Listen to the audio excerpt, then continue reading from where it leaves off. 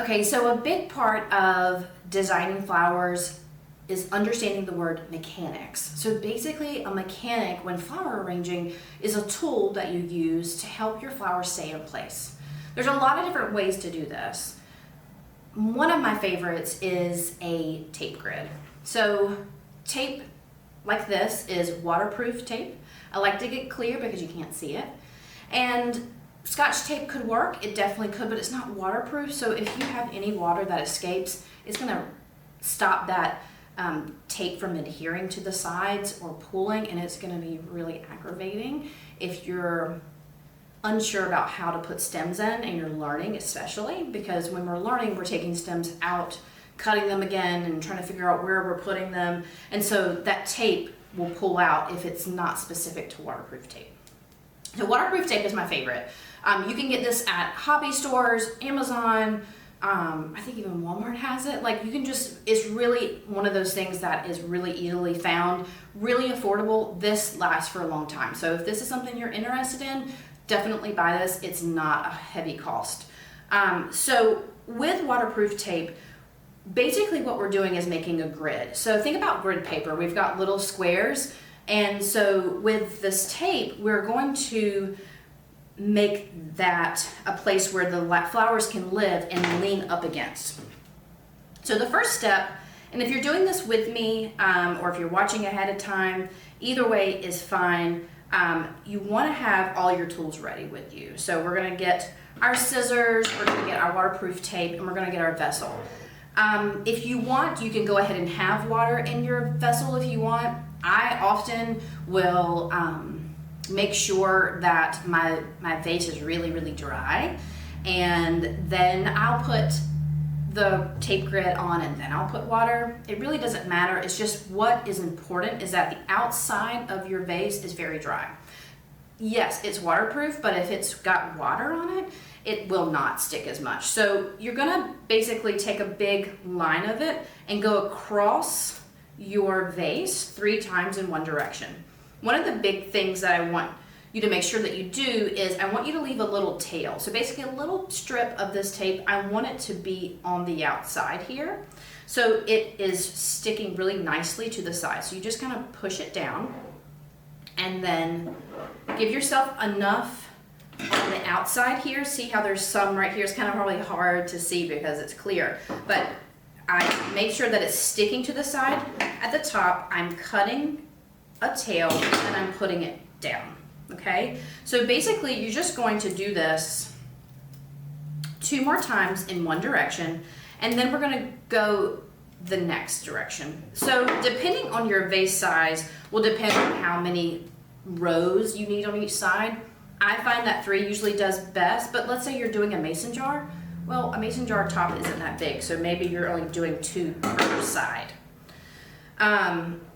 I have about 1.5 finger width in between each slot, maybe a little further or more width on the outside, but that's okay. What we can do is we're gonna turn our vase and we're gonna go in the other direction. So we're basically taking this tape and going right over our work and creating 3 more lines, making sure we're creating tails on each side, putting them down, and then going another time. One thing that I'm going to teach you is the very last step, and I want to make sure that you don't skip this when you're doing tape grids. Basically what we're going to do is all those little tails that we put on the side, we're going to tape those down. So remember how I told you when you're taking flowers out of the vase when we're trying to figure out, okay, is this where I want it? Nope, I need to cut it again, or I'd rather have it on the left side instead of the back side, whatever it might be. The more that you tug on this, the more it's gonna pull. And we want to create some more security with this tape grid.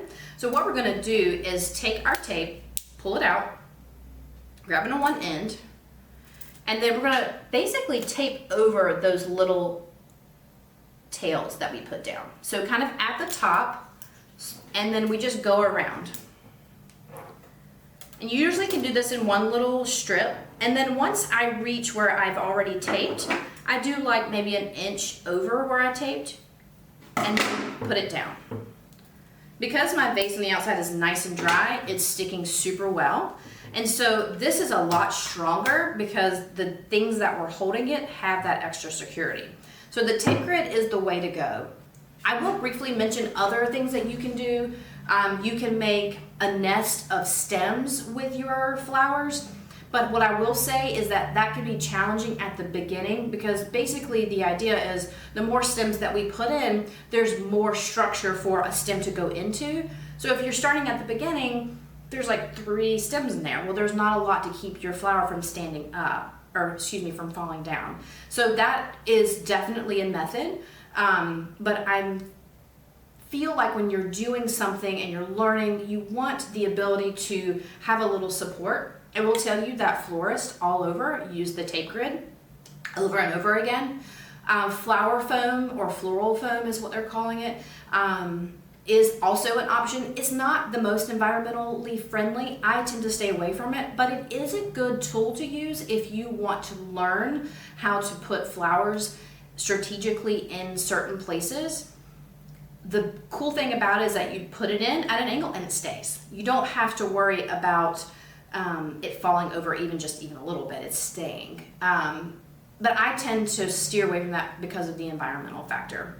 There are also floral frogs, which basically is a piece of metal or plastic that will adhere to the bottom of the vase, and they have like little spikes, and those spikes are used to basically stick the ends of the stems into, but then as you keep putting more stems in, you're kind of creating that nest of stems, and then you're creating more structure for the stems to stay in.